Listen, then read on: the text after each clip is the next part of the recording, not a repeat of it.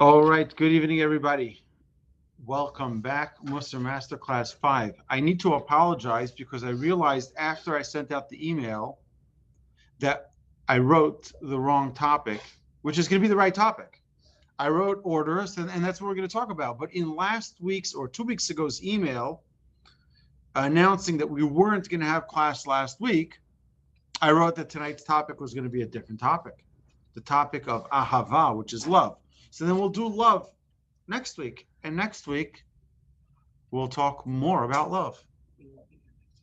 So you'll have to listen on the podcast or online on Zoom, torchzoom.com. All right, my dear friends, good evening. I hope everyone is doing well wherever you may be. We are talking about a very important topic because our sages tell us that order is the essence of this world. When there is disorder, there is chaos. And even if this disorder is not in the world outside, but the world inside, if the world inside is in disorder, then we've got some problems. So let's talk a little bit about it. The first thing we will learn is that order comes from clarity of mind.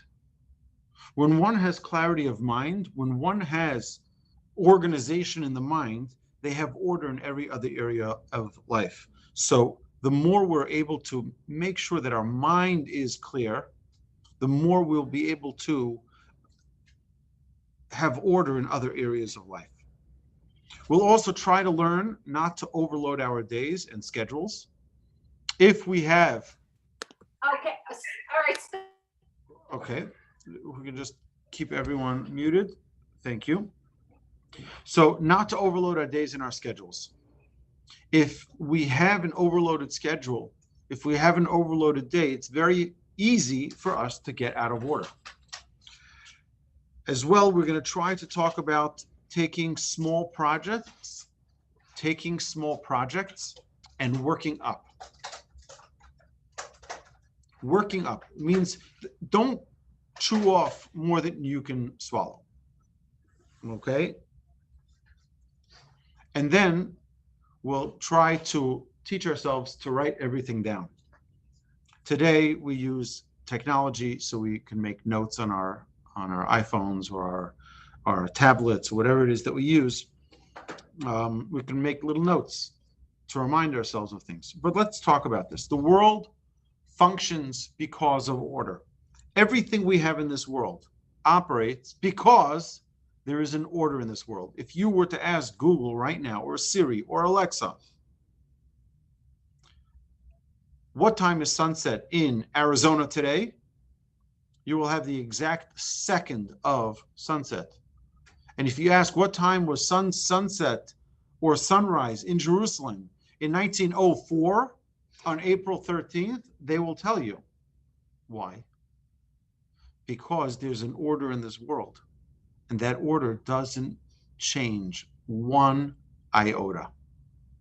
That order is perfect. The way God created this world is, we say, Umisader et hakochavim b'mishmorotem barakira kirtzono.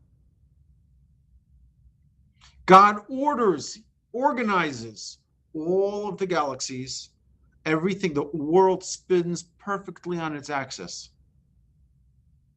The stars are each the exact place they need to be at each exact moment. The constellations, everything is in order. God's world is order. Our world, now that's a different story. Every day, sunrise, sunset, the seasons, the holidays, order. In fact, the Pesach Seder we know is called a Seder. Seder is order. You ever wonder the 10 Commandments? The 10 Commandments. The Commandments. No. There's an order to it. You know why? Because the 10 Commandments correlate to the 10 utterings of creation, that correlate to the 10 plagues that were in Egypt, and they all respond perfectly in a perfect order. Just to give you the idea,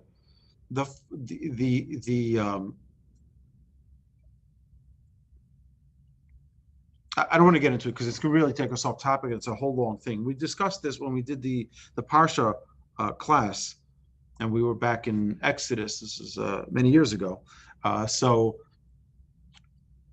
we discussed how this works and how each one relates to the other, how God's utterance of "there shall be light" corresponds to the darkness in the plagues, and how that also relates to one of the 10 commandments. Either way, the galaxies orbit in complete perfection. It is impossible for a person to grow in their own personal life without order. We need to have order. Now this is not about getting your desk organized, spring cleaning. That's not the idea here. The idea is that our life should be in order. Everything in our life should be in order. So organizing our day, our sleep, when we wake up, our meals, our prayers, our rest, our schmoozing, our exercise, this is critically important for our day to function properly. So if we were to take an accounting for ourselves of what is the most important thing for us, what do we want to accomplish? So where are we fitting that into our day? If our day is chaos, we'll never fit it into our day. If our day is organized, if we have order in our lives, if we have priorities, then that all changes. So the first thing that we always talk about is slow steps, slow and steady steps. The first step in order is know what you want to accomplish. What do I want to accomplish? Do I want to have order in my mornings? So maybe I need some help at night. Do I want to organize the time that I have to think about my own personal character traits? When am I designating that time? Or are we just running from thing to thing to thing to thing? They say that the way a man gets the mail is that he gets the mail, and as he's with the mail in his hand at the mailbox, he sees that some of the shrubs need to be watered. So he puts down the mail, he goes to get the hose. While he's in the shed, he realizes that some of the tools are not organized. So he starts organizing the shed. Once he's there, he realizes that, and from thing to thing, and that mail is still back there by the mailbox. But if a person has order, then they know that this, and I'm not talking about, look, I'm plenty ADHD myself. Okay. I go from thing to thing all day. But I try to keep myself in order by organizing my priorities. I use Google, and we have this amazing app called Google Keep. And in that Google Keep, I have about 1,000 different notes. And one of those most important notes is called Today.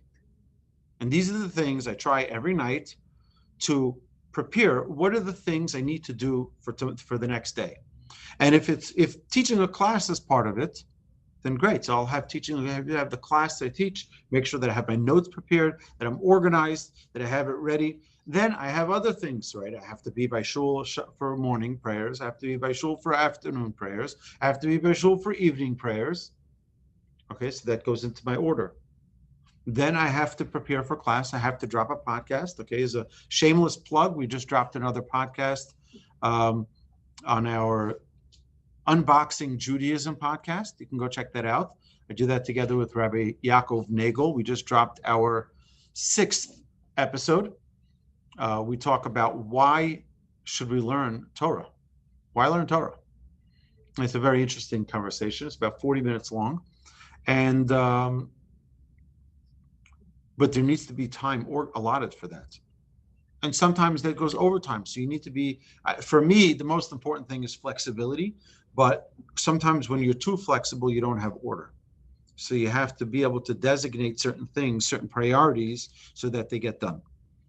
What can I already institute in my daily life and just organize it? For example, a rabbi once told me, there was a whole group of us, and we asked him, this guy is involved with so many different things. He was involved with running a girls' school and running a boys' school and running a this and running a that and have this institution and that.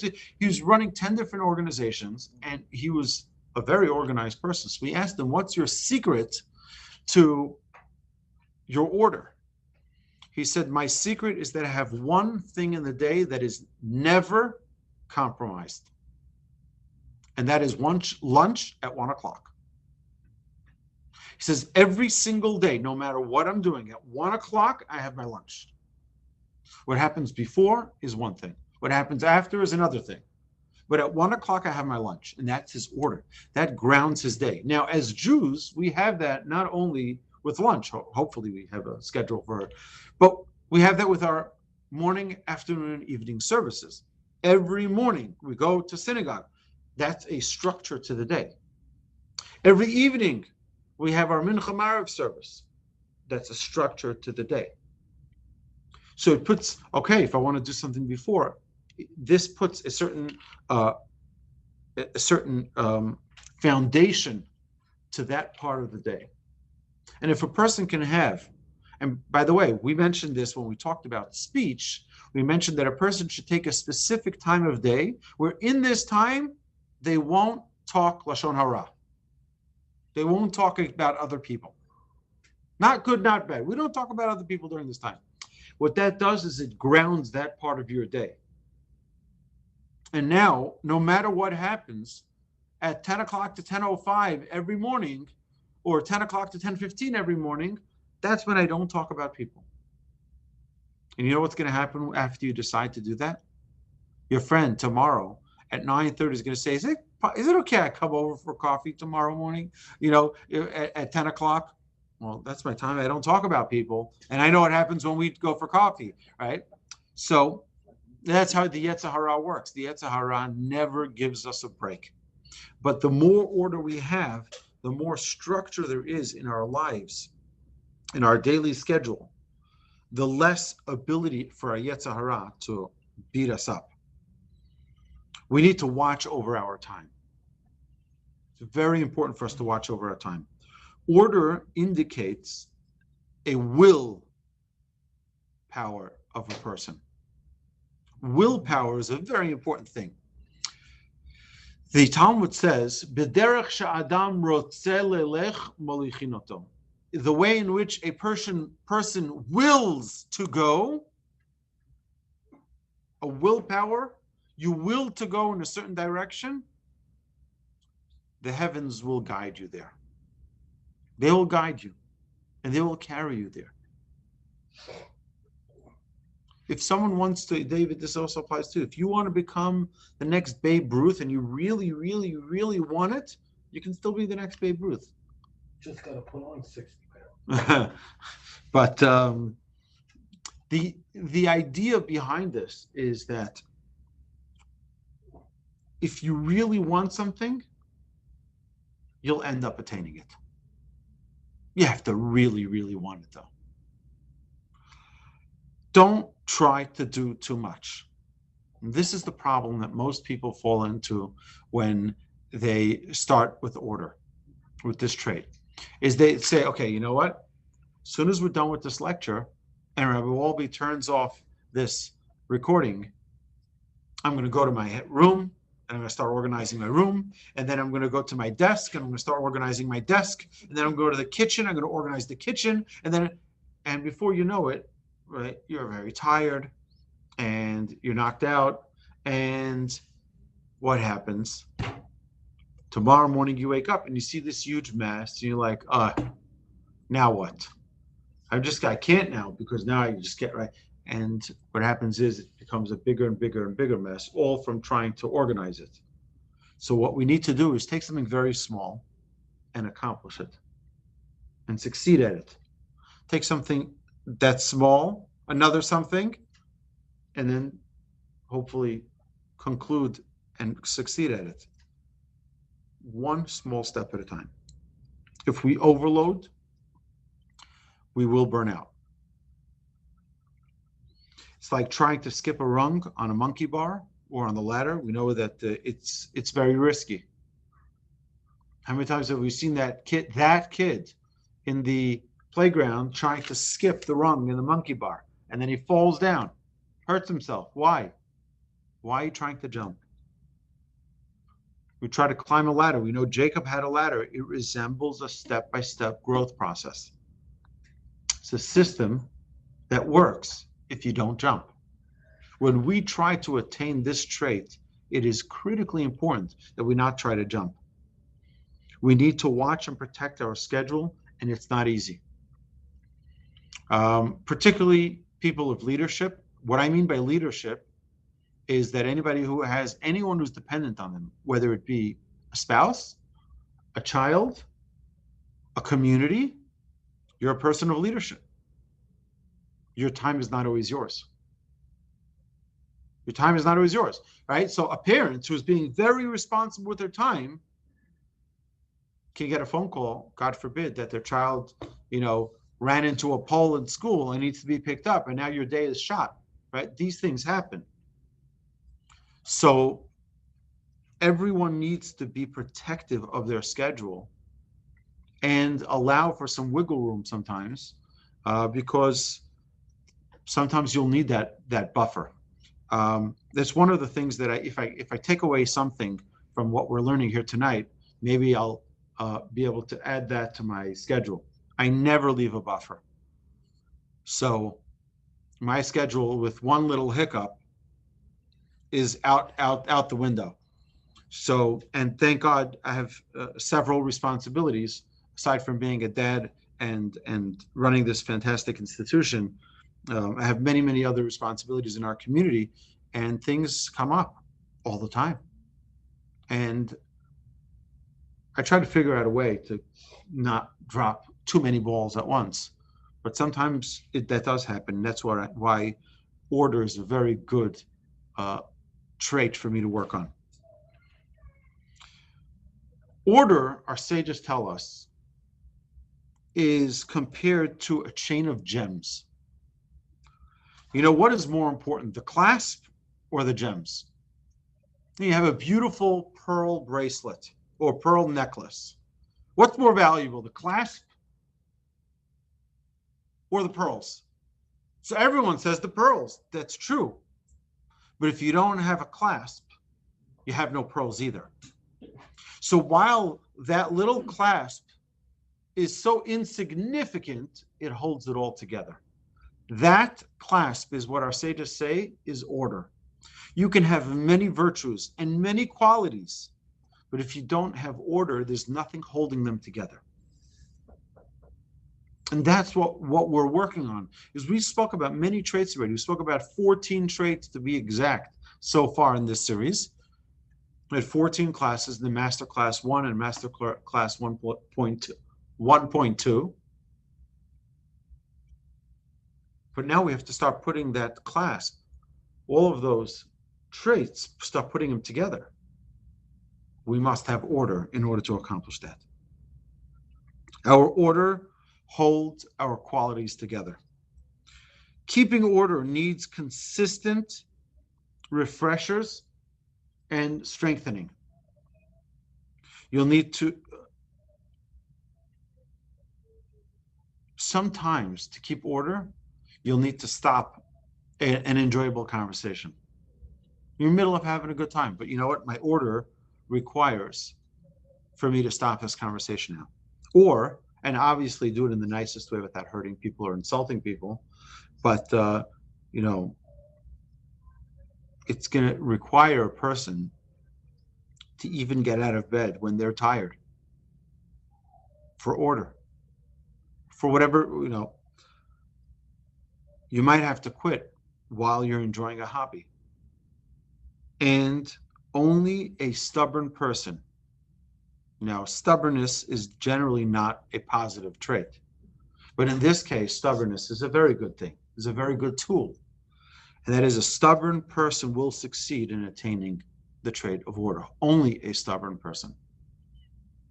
So if someone, for example, is trying to work on bedtime, and they go to sleep at a normal hour, so they can wake up at a normal hour, they're going to have to quit some exciting conversations. And when friends visit and it's getting late, they'll have to excuse themselves, say, I'm sorry, I got to go to sleep.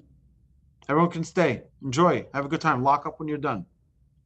But I have to go to sleep, right? You're going to have to give up on certain exciting opportunities, perhaps, that come your way so that you can keep and maintain that order.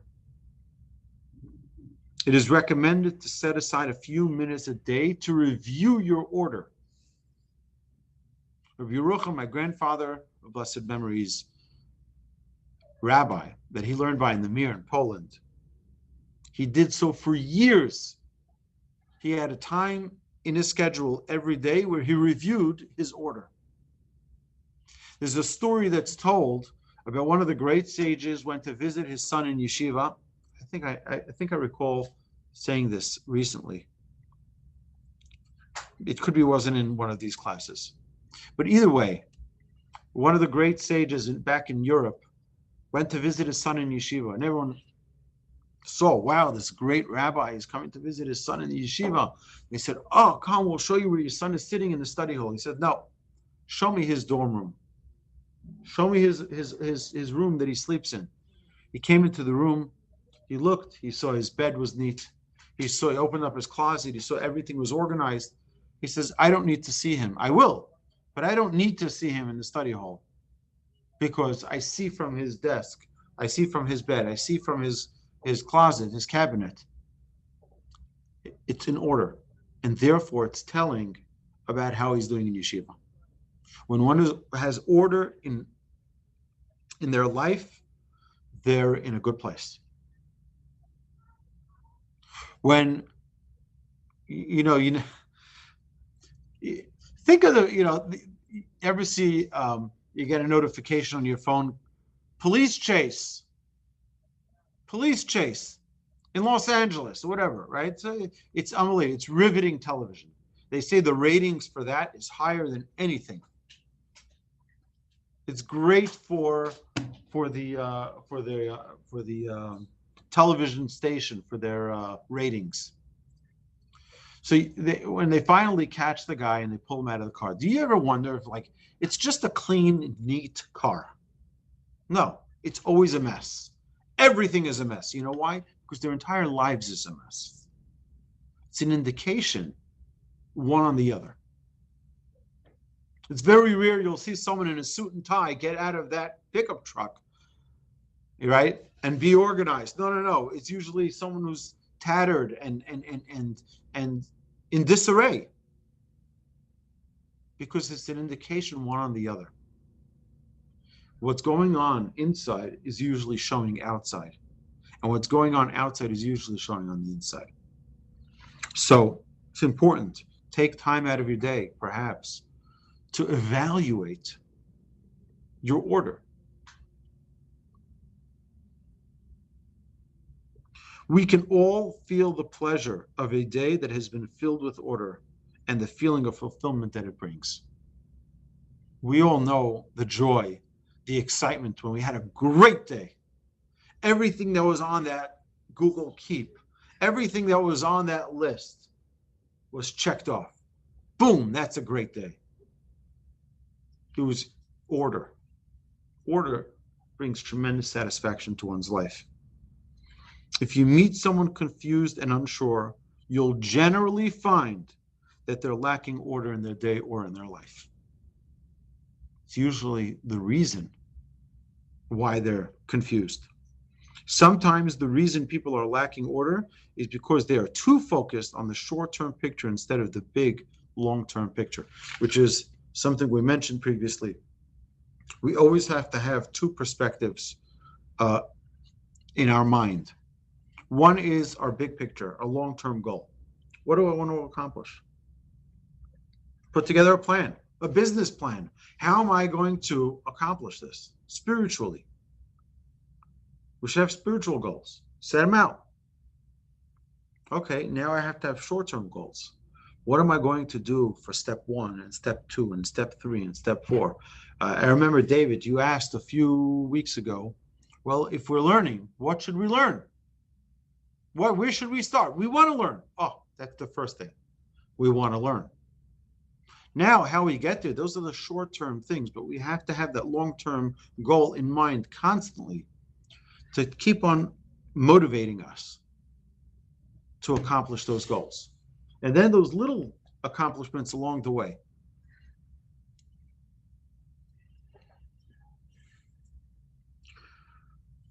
Okay, so now there are always exceptions. And the exceptions are almost the rule. Life has exceptions. You want to hear about a few exceptions? Vacation. Vacation is an exception. Vacation becomes very difficult for us to manage an order, a schedule in our lives when we're on vacation, because vacation is no schedule. So that throws everything off. Every seventh day we have Shabbos. Shabbos is a whole different type of order. But Shabbos takes away our daily routine because it's a different routine. Holidays. Holidays are also, whether it be legal holidays or Jewish holidays, they change our schedule. They change everything. So how do we organize for that?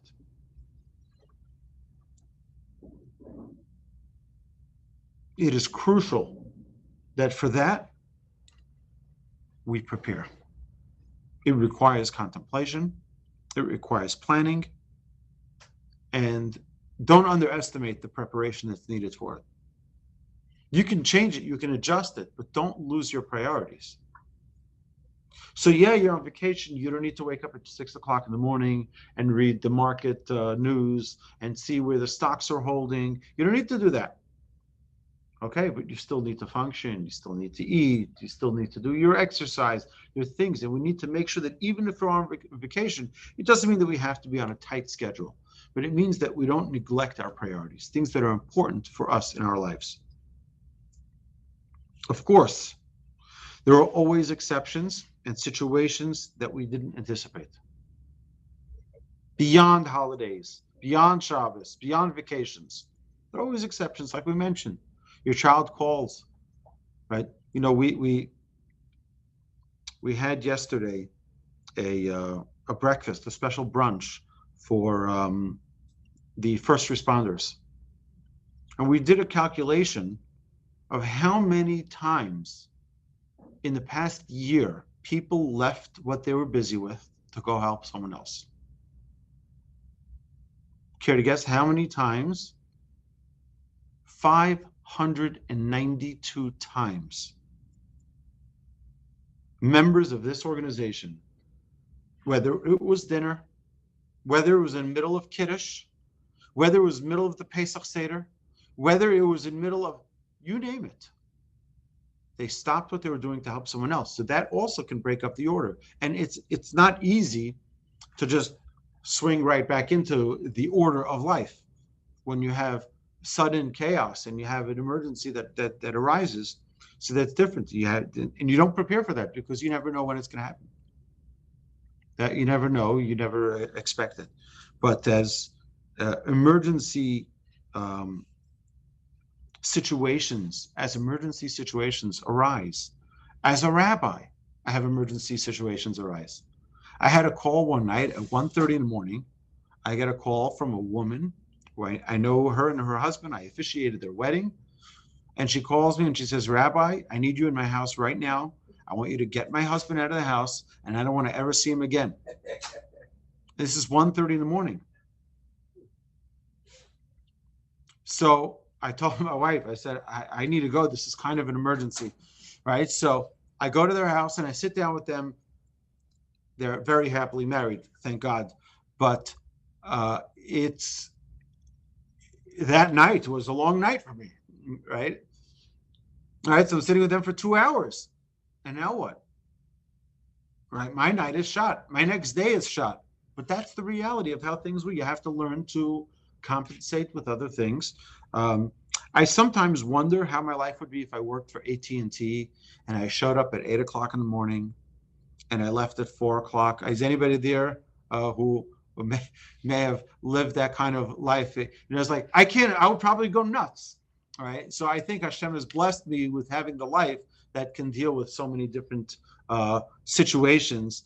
Because otherwise I can't be doing the same thing the whole day. I would not be able to, but emergencies always come up.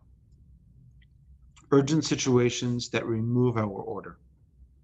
If order is truly instituted in our regular areas of life, then even when emergencies come up, we will succeed in restoring order.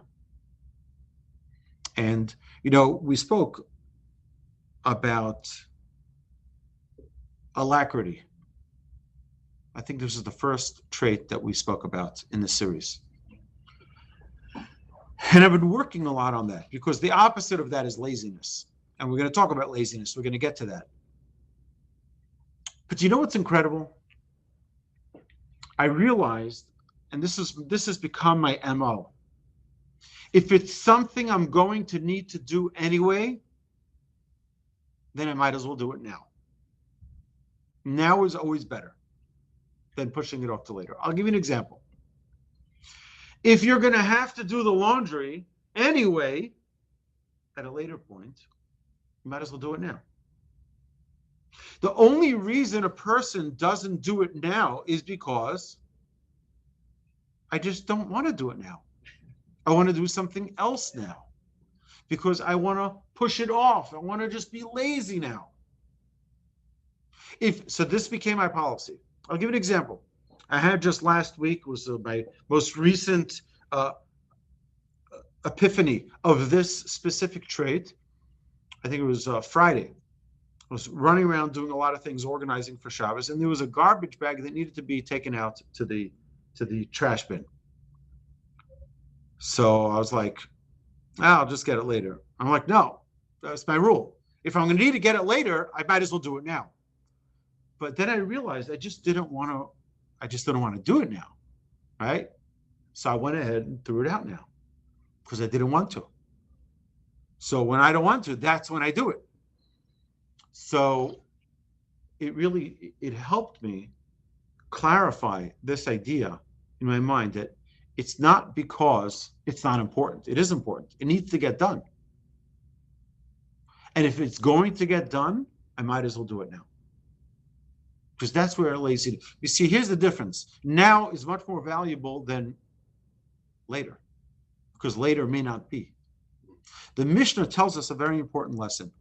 The Mishnah tells us, Al tomar likishe efne eshne. The Mishnah says in Ethics of Our Fathers, don't say, when I have free time, then I'll review my studies. Because you may not have free time. That may not ever happen. So I say, just tell us, do it now. Do it now. Mishnah tells us another lesson relating to this.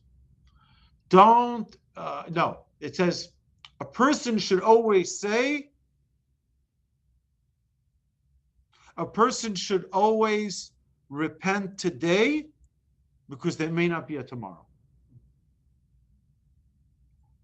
Always repent one day before your death, it says. Who knows what day that's going to be? Might as well, right? If you need to do something anyway, do it now. Don't wait, because by pushing it off, that is laziness. Okay. So a person who does not put order in their day, even when odd situations arise,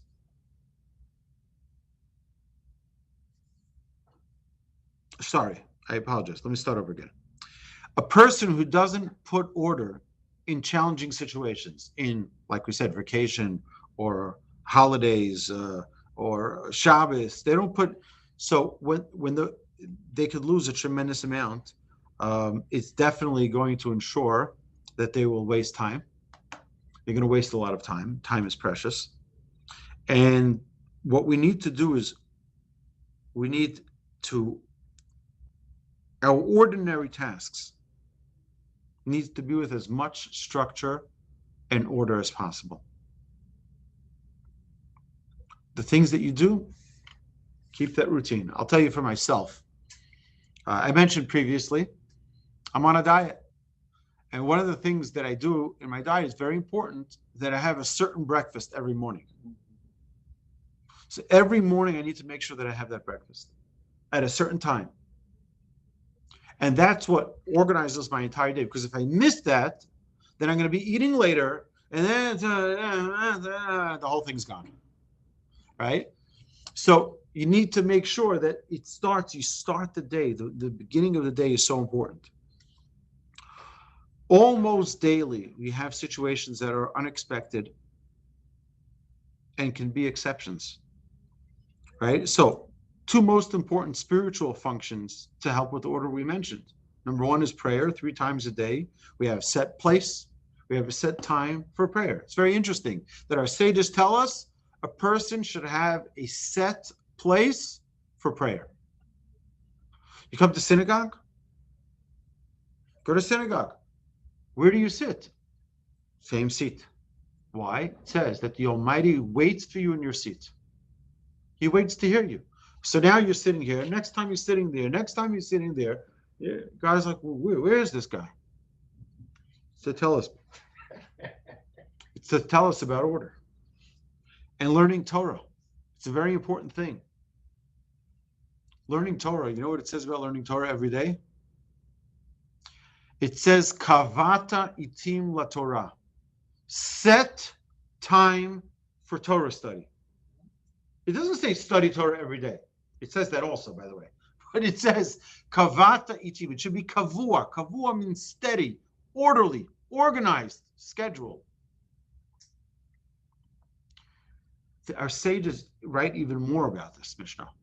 That organized study is more important than, more beneficial than unorganized study. So let me give an example. Someone has a study partner that they learn with every morning at 9 o'clock in the morning.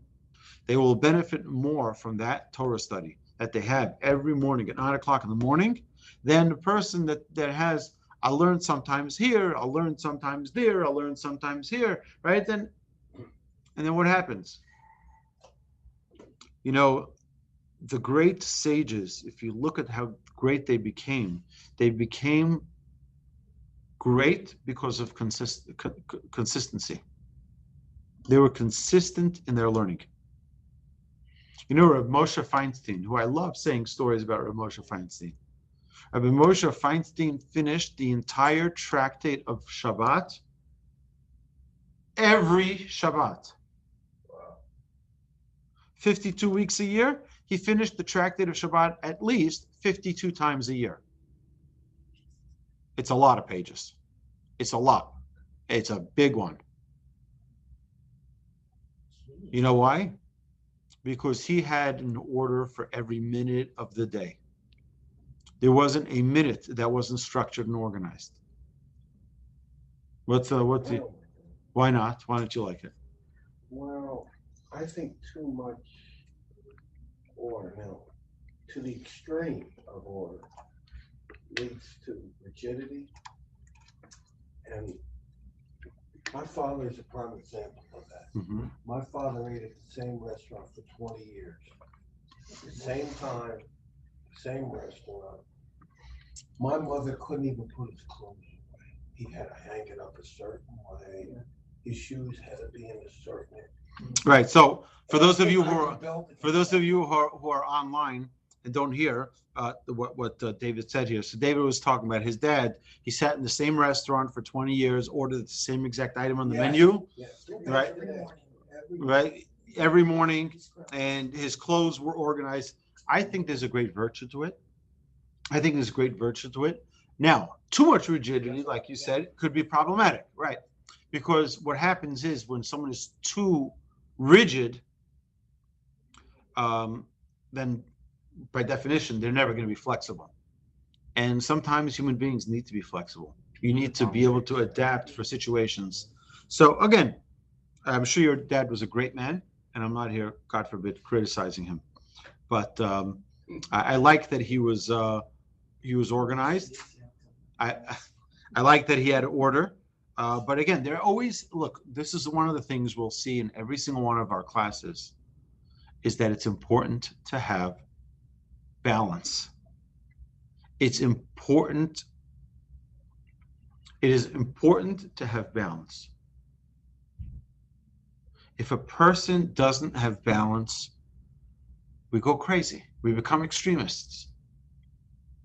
Right? You have to have balance. So in anything, even in a good trait, there has to be balance, because too much of that without a balance, without leveling it, can lead to someone who's rigid, someone who can have a bad temper sometimes because it doesn't go his way. So those usually they can go together. Also, sometimes very unpleasant for other people who don't know them to get to know them because they're just so rigid. But children need stability. Children need order. They thrive in that order. They thrive.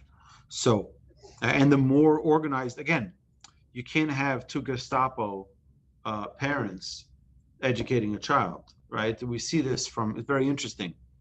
We see Abraham was a man of kindness. So Abraham, everything went. He loved everyone, all of humanity. He was the first, he was the quintessential liberal. He had the tent open on all four sides. He was the first soup kitchen. Whoever passed by, please come. We'll give you something to eat. We'll give you something to drink. No problem, whatever you want. But that brought a child that was an extremist of that. And that was Ishmael. Ishmael was an adulterer. Oh, love is love and everything. Who cares right now, right? And he was an adulterer. The opposite of Abraham was Isaac. Isaac was law and order. You can say he was the first Republican, okay? First conservative Republican, Isaac. It was get up by bootstraps and you get a job and there's no free handouts, okay? We're going to give you what you need to succeed, but you're not getting a free handout. Okay. Now, what type of wife should we get for Isaac? Abraham says to his servant, find a woman who is kind, because kindness needs to balance out that structure. So while Isaac was law and order, he was, you take responsibility for yourself. You go get yourself a job. You needed a wife like Rebecca, who was the pinnacle of kindness, like Abraham. Abraham's wife was Sarah. Sarah was a tough cookie, right? They balanced. She kicked Hagar out of her house. She didn't like her. Out. Goodbye.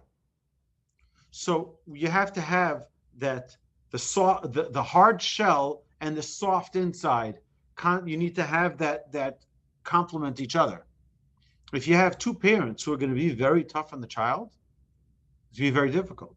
If you have two parents who are going to be too light on the child, and they're just kind, lovey-dovey and everything, then there's no structure. Right? So they have to complement each other. Now, my wife always says, oh yes, so who am I? Which one am I?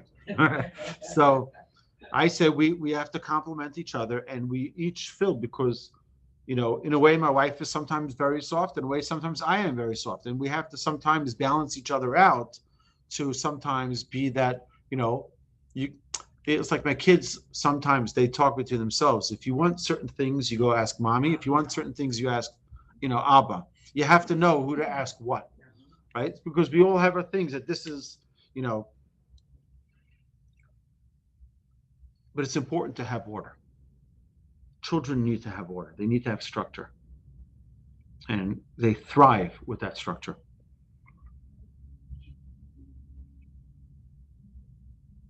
There is almost no situation that can be controlled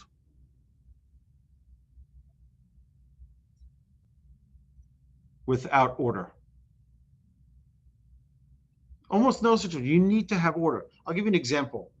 Anyone who's familiar with what happened in Hurricane Katrina in Louisiana, New Orleans, it was a terrible, terrible natural disaster, followed by a terrible leadership disaster. What happened? There was total chaos. There was no leadership. There was no organization. Nobody knew how many people were injured. Nobody knew how many people were killed. Nobody knew how many people needed help. There was a total chaos. So they came up with a national system called Nims, the National Incident Management System, which now across the United States, there's the same standard that is applied.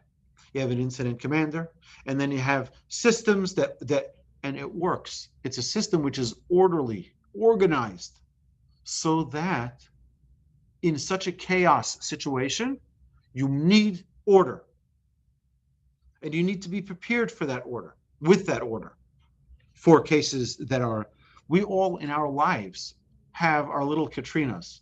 We have our little things that come up that throw everything off schedule and throw everything out of bounds. You need to have a reserve of order to put things back in to a structure. Now, obviously, there are extreme situations, but every day we can identify some elements of order in our day.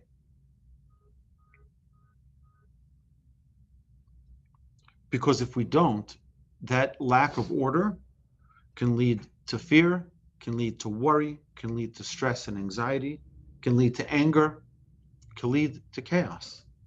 We need to find something, which is why I think the brilliance of prayer every day, 3 times a day, is so incredible, because that anchors us in our day. You know that you're speaking to God 3 times a day, and whatever chaos happens, I still have my meeting soon with God. That's what I get grounded again. Our sages tell us that Joseph, our tribe, one of the tribes, he merited such incredible greatness because of his trait of order. Potiphar gave him the keys to his house. His master gave him the keys to his house. You manage everything. The wealthiest man in Egypt. He said, Joseph, you take care. Why? Order. He saw that Joseph had order in his life. The jail gave him to rule, and Pharaoh did as well. We mentioned on Pesach, we have the Seder. Seder's order. Do you know what the Mishnah is called?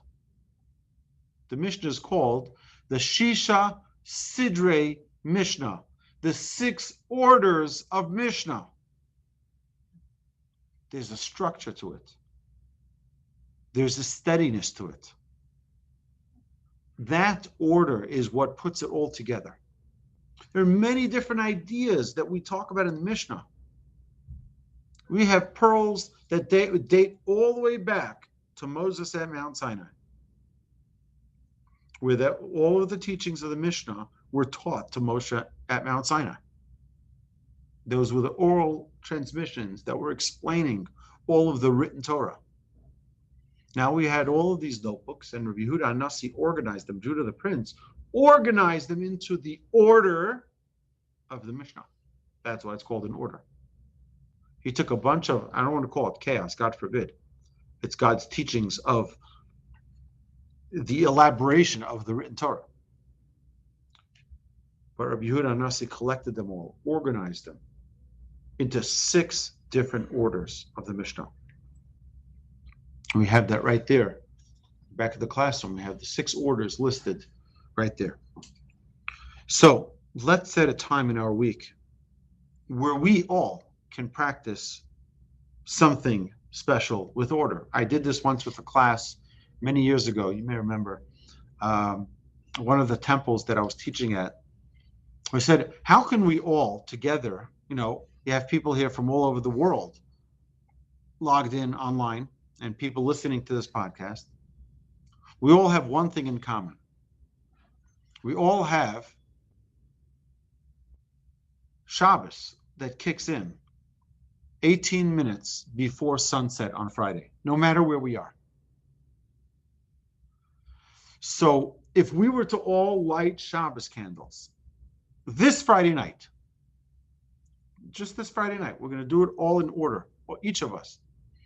And we're going to light candles. That way, all of us united doing one thing of order. You know how incredible that'll be? You'll be in your home. You'll be in your home, right? I'll be in my home. Everyone will be in their home. And we're all lighting the candles for Shabbos at the same time. An idea of order. What's interesting is that I believe if we have, I'll tell you even more. Friday is a day of chaos. Even in the most organized homes, Friday, there's so much cooking and so much cleaning and preparation and organizing. But as soon as that clock strikes 18 minutes prior to sunset, peace and harmony take over. That's the order. It's not an adjustable time. Boom. Peace and serenity take over. That's order. Everything stops. Right?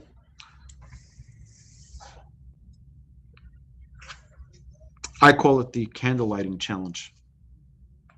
So whoever wants to join me, you're welcome to.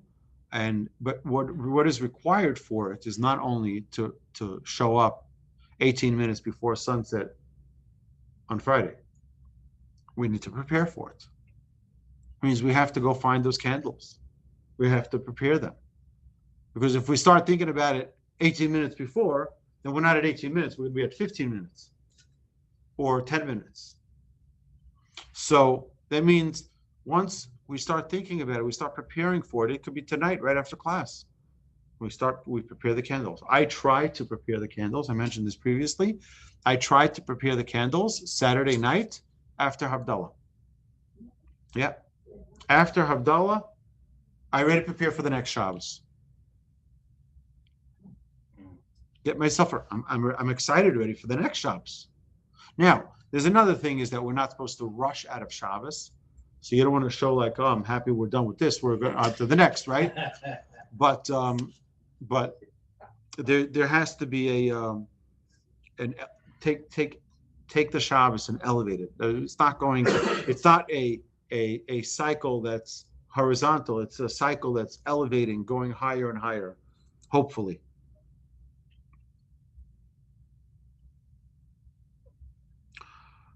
Always plan in advance. We always need to plan in advance. And always, my rabbi told me, he not only plans in advance, but he plans in advance for exceptions. I asked him once, I said, can I speak to you? I need a few minutes. He said, I actually put in my schedule an extra 50 minutes if someone like you is going to ask me they need more time. Right? He's thinking it means he didn't put something on his schedule for another 15 minutes because he anticipated that someone's going to need that 15 minutes. And if not, he has other things to do. And I want to share with you, there are stories that I've heard, so many of them, of people who concluded an enormous study of Torah from time that was out of order or out of the ordinary. I'll give you an example. My brother-in-law, may he live and be well, married my younger sister. I found out that he made a siyum, a celebration of conclusion on the entire Torah, prophets, and writings with the commentary. You know when he did that?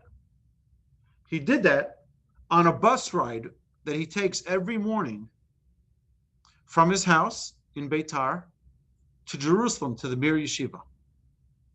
It's about a 15-minute drive. He gets on the bus and he has a study partner in that bus. And they both decided, we're sitting here every day, let's put together an organized structure to this ride. If we're doing it every day, might as well benefit out of it. Finished the entire Tanakh with commentaries from that little 10, 15-minute bus ride. With a friend. I mentioned last week in one of the classes, my rabbi, may he live and be well, wrote an entire book on the laws of the Chavetz Chaim, on how to speak proper speech. Where's that book? I don't see it right here. Oh, it's right there. My rabbi, Rabbi Yitzchak Berkowitz, wrote, I asked him, I said, when did you have time to write this? He says on a bus ride from Esha Torah, the old city, to his house. It was an 8-minute bus ride. Or I think, and he wrote 1 page every bus ride. And that's the book. There are great sages who have accomplished unbelievable things with the extra time that was out of order. You're waiting online at a bank. There are good things to do. The crazy thing today is that we have an idol worship in our pocket. Okay? It's something that looks like this. It's idolatry. Okay? And what? And, see, people can just be playing games, wasting time. People can be, now, I'm not saying that anyone who plays games is wasting time. Some people need it to relax. Some people need it because they're not feeling well and they can't focus on anything else and it distracts them from their pain. It's a real thing, right? They can't sit and concentrate on a book. They can't sit and concentrate, right? Some people, so there's always an exception, obviously, to every rule. But you see people wherever you go. I was at the tire place, and people just sitting there and scrolling and scrolling and scrolling. I asked the guy, I said, "Do you mind me?" I said, "How long is this going to take?" He said, "It'll take only about 90 minutes." Only 90 minutes? I was home 3 minutes later with an Uber, right? And got work done, finished the 2 projects. I come back, my car is waiting, and I drive off, and the people are still scrolling. They're still sitting there scrolling. Our time is not worth money. Our time is life. We need to organize our life. We need to utilize our life. Every minute is precious. We have to remember that order indicates will. A person who's got a willpower, who's motivated, has no choice but to organize their life.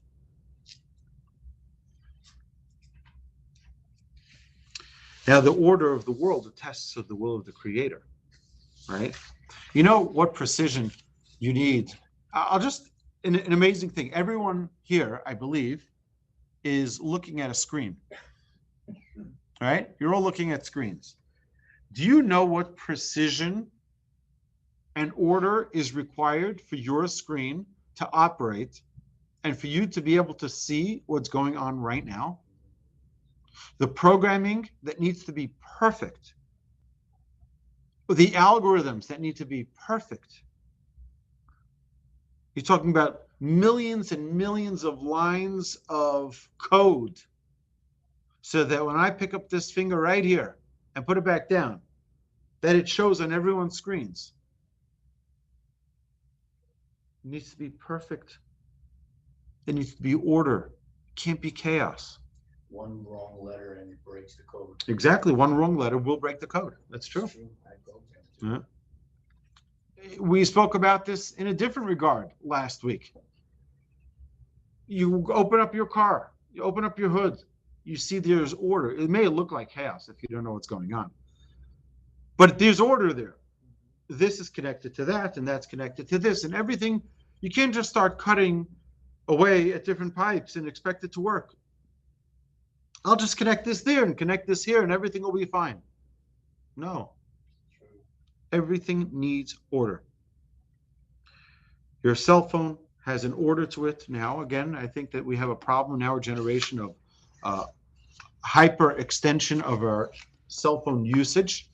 We're overusing this great, very powerful tool. But order is the key to all Mussar work.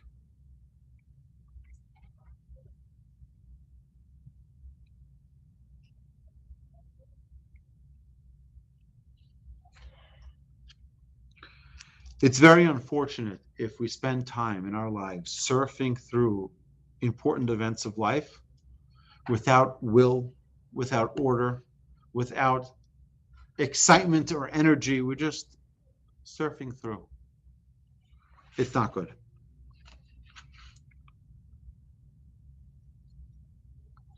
We see that Noah planted right when his boat, his ark, Noah's ark, right when it rested, was the first thing he did. He planted a vineyard. Why? Why did he plant a vineyard? He's thirsty. It's thirsty, but just in case, you never know what's going to happen, right? Just in case, put something in order, right? You can lose your holiness if you don't prioritize, if you don't have order. We can lose our holiness.